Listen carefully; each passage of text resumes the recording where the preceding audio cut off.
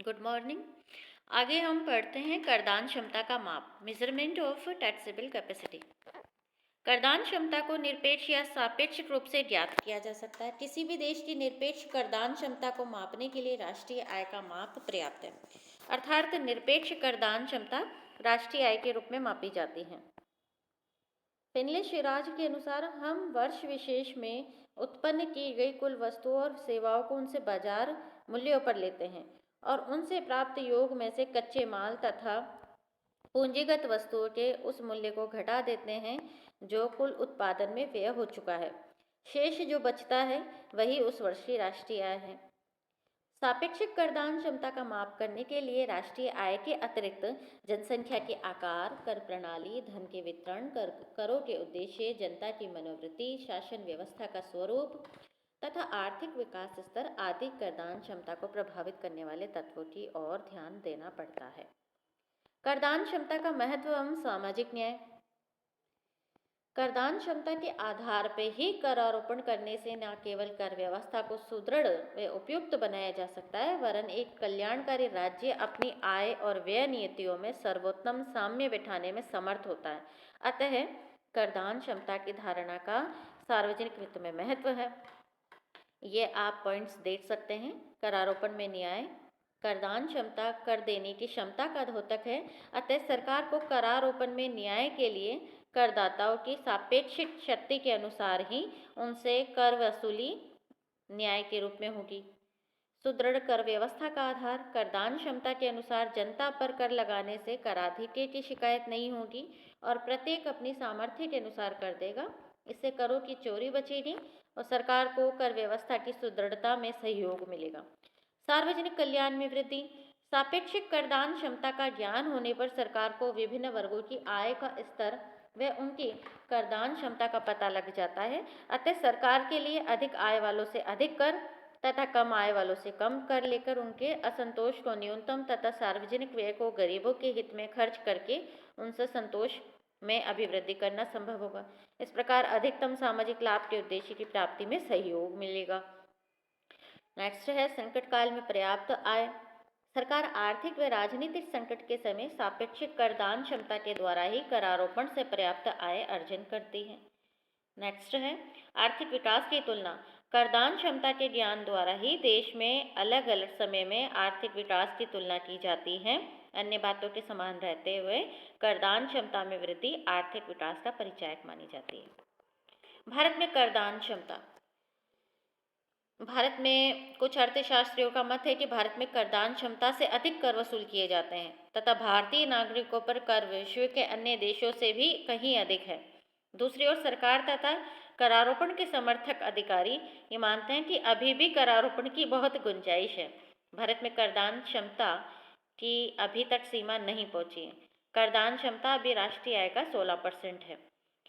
N.A. पालिखीवाला के शब्द देखिए। भारत की गणना सर्वाधिक कर भार वाले देशों में आती है। दो अलग अलग प्रकार के विचारों का विश्लेषण हमें करना है। पहला देखते हैं हम, क्या भारत में करदान क्षमता कम है और सीमा पहुंच चुकी है? तो पॉइंट देखिए आप। जनसंख्या में तीव्र वृद्धि।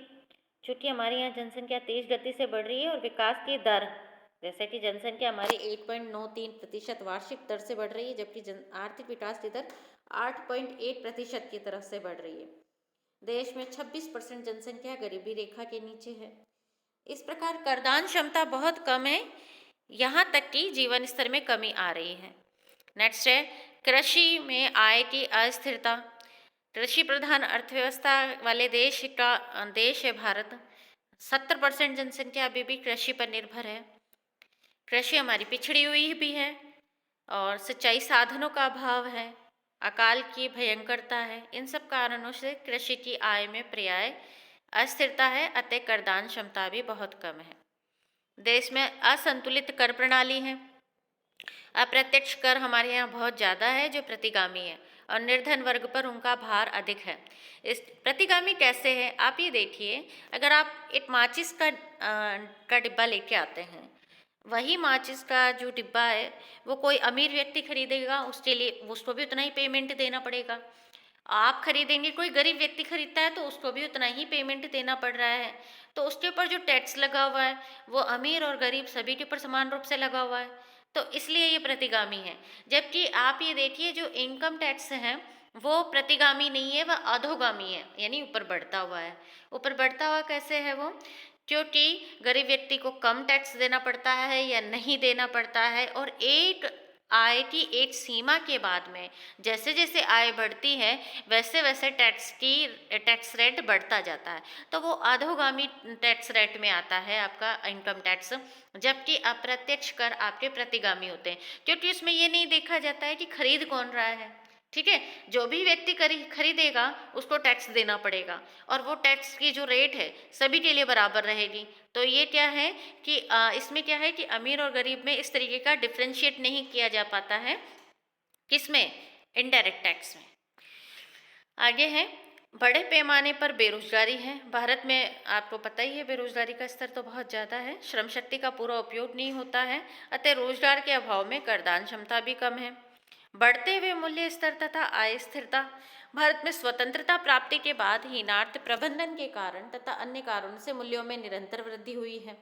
आप देख सकते हैं मुद्रास्फीति हमारे काफ़ी तेज गति से ही बढ़ी है। तो ये क्या है, ये जो मूल्यों में जो बढ़ रही है इससे क्रय शक्ति में निरंतर कमी आती है, और आय की स्थिरता के कारण करदान क्षमता बहुत कम हो जाती है। सार्वजनिक व्यय में फिजूल तथा अनुत्पादक खर्चों में वृद्धि। लोगों का सरकार से भी विश्वास उठता जा रहा है। इसका कारण ये है कि सरकार के द्वारा भी कई दफ़े आप देखिए कि फिजूल खर्च भी किया जाता है। जैसे आप इसको एक लीजिए थोड़ा सा, नर्मदा नदी के तट पर नर्मदा नदी के तट पर सरदार पटेल की जो प्रतिमा लगाई गई, 3,000 करोड़ की वो प्रतिमा बनी। उससे इनडायरेक्टली आगे का जो प्रभाव रहेगा वो तो अलग चीज़ है, लेकिन फिलहाल उससे क्या इम्पैक्ट मिल रहा है, उससे किन की इनकम बढ़ी है, ये देखा जाना ज़्यादा जरूरी था। तो बजाय इन रुपयों को जो मूर्ति बनाने में हमने उपयोग में लिया है, अगर इसका किसी और तरीके से उपयोग में लिया जाता ताकि जनता को ज़्यादा इसका फ़ायदा मिल पाता तो ये ज़्यादा बढ़िया रहता। आगे है, क्या भारत में करदान क्षमता अधिक है और करों की गुंजाइश है? तो इसका उत्तर देखिए, इसमें पॉइंट्स देखिए। राष्ट्रीय आय और प्रति व्यक्ति आय में निरंतर वृद्धि हो रही है, ठीक है, और इस वजह से जीवन स्तर में वृद्धि हो रही है, और इस अतः करदान क्षमता भी बढ़ रही है और करारोपण की गुंजाइश भी बढ़ रही है। असमान वितरण। भारत में करदान क्षमता अधिक है, धनी व्यक्तियों की बढ़ती हुई आय पर और करारोपण की गुंजाइश है। आर्थिक विकास योजनाओं के कारण देश में आर्थिक प्रगति का मार्ग प्रशस्त हुआ है, उत्पादन, रोजगार व आय में वृद्धि हुई है। सरकार द्वारा करों से प्राप्त आय का प्रयोग विकास कार्यों पर किया जाता है, अतः करदान क्षमता में वृद्धि हुई है।